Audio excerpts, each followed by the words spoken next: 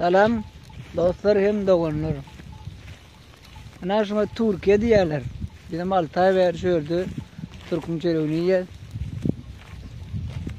Yani verdi yedirdik yok 5-6 dolar aylık görüyordu. Türkiye açacak koldu da yapıyorum ben. Türkiye açacak koldu. Yine bir 2-3 dolar işleyeceğiz. Altay versiyonu.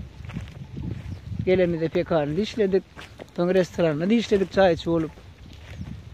Benim kirlendi içeri, mena çete çıktım sebebi. Türkiye gelecek olan yürümez, 30 yaşlarında olmadan Türk dilini bilmesen diye kıyınçılık. Edillik yok. 40'tan sonra var, kaçacak olmadan diye kötünürsünüz. Berde adımdan 12-13 saat işleyelim.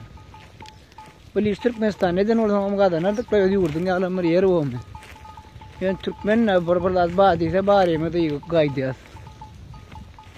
Burada aptalların arası hava koyundan yana yapılan iş yok. Yani onu konuşsak nirik katsam haydi hiç ne varsanız işlersiniz. İçinde bir saat çık sol nani yanında dem alaymasanız başka dem alma yok.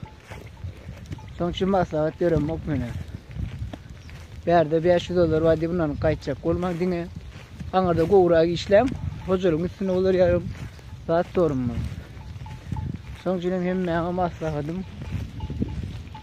İyi de geçtik ne öne düştük değil yani şey. Hani ben koyunlarımı Türk'ün meydanlarını öldüreyim.